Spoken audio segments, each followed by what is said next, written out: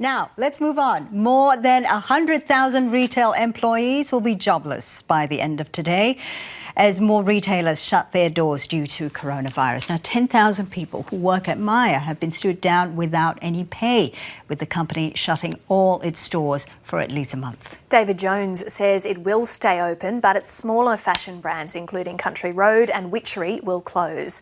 For more on how the retail and fashion industries are being impacted by the coronavirus, we're speaking now to Patty Huntington, who's our fashion journalist, and joins us now from beautiful Bowral in New South Wales. That's a lovely place to physical distance from everyone. Patty, well chosen.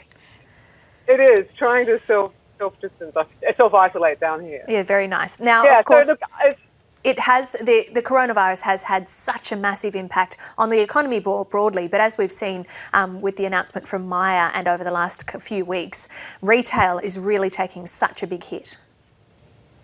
Well, incredible. Obviously, it's having a massive impact across all industries. I mean, it seems strange to be talking about fashion at a time like this, but let's not forget that, you know, the industry is worth over $21 billion at retail in Australia, and it employs, you know, a lot of people.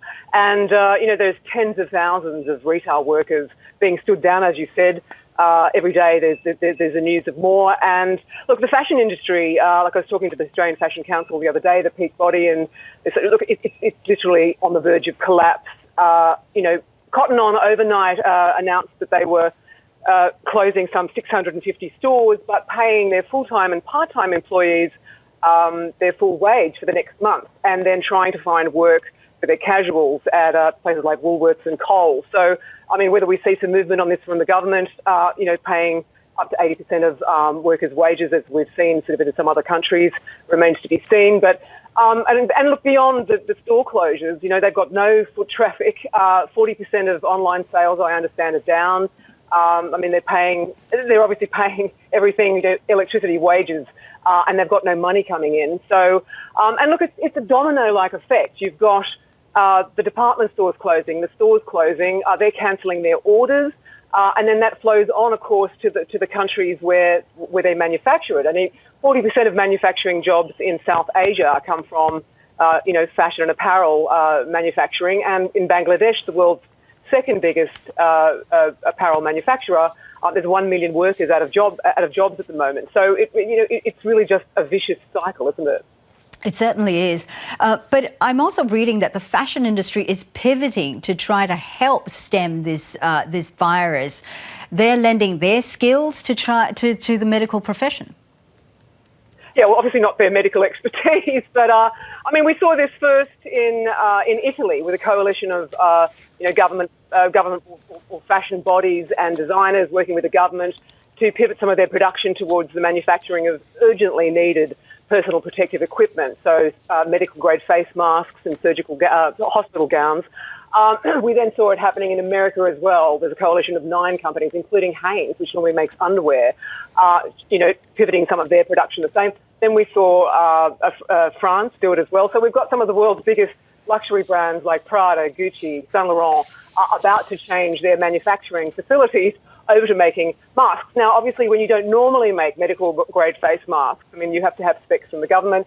In Australia, the Australian designers and brands are hoping to sort of do something similar. The Department of Industry and Science this week, or last week, put out a call for anyone with onshore manufacturing capacity, whether they could assist in the production of PPE, and they had over 200 responses.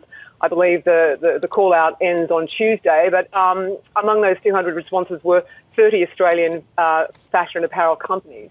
People like Nobody Denim in Melbourne that normally makes jeans, Tougher Workwear in Melbourne, and Merino Country in Queensland. So, I mean, it remains to be seen whether or not they can actually make the goods that are required. But I mean, it's interesting to see them, you know, really sort of trying to do their part. Obviously, by the same token, these would be valuable government contracts and a way, for example, for Nobody Denim, they employ 45 people in Melbourne, a way for them to keep their workers on. So, and in the beauty industry, we've also seen a huge push from LVMH, the world's largest luxury conglomerate, that quickly converted a number of its factories in France into making hand sanitizer, much needed hand sanitizer, obviously there's a critical shortage of that in hospitals all over the world.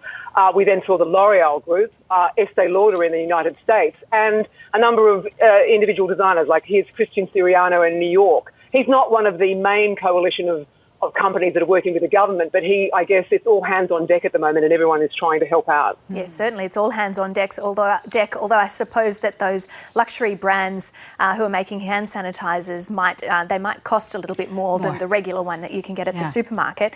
Now, Paddy, it wouldn't be anything without... I should point out that they're providing that for nothing to the healthcare workers on the front line. Oh, that's good to know, good to know. Now, there also have been some controversies in the fashion world and also some viral images. We've seen viral images to do with the coronavirus spread like wildfire, but what's been happening in the fashion world? Well, I mean, I should also point out there's been a number of fashion weeks that have been cancelled. I mean, we talked about this a month ago when it was, a month ago in the coronavirus timeline, seems like a year ago, doesn't it? We had Australian Fashion Week cancelled, of course, New Zealand Fashion Week, and the Melbourne Fashion Festival closed with 1.5 days yet to go. Now, I mean, some questions, I guess, have been asked whether or not the Melbourne Fashion Festival should have gone ahead anyway, given the rate that the cases were increasing. One participant in that, Laura Brown, who's the New York-based Australian editor of InStyle magazine, I mean, she'd already quarantined herself after being at the shows in Europe, in Milan and Paris, spent 14 days in self-isolation in New York, then jumped on a plane down to Melbourne, made an appearance at the Australian Fashion Summit, which was great, and then got back on a plane and presumably had to go into isolation again. These pictures are of a Vietnamese socialite by the name of Nan Nguyen, I believe her name is pronounced. She was at the shows and tested positive, and she's been referred to as fashion's coronavirus patient zero. You have to wonder how many people who were at those shows subsequently contracted the virus. So we've seen some other sort of Naomi Campbell earlier in the month. Everyone had got a good laugh out of the fact that she was she posted photographs of herself in a full hazmat suit, goggles, face mask, and gloves. I mean, I don't. Everyone got a laugh. Very fashionable, Paddy. And those images went viral. Paddy, unfortunately, we've run out of time. Unfortunately, but we'll end on that.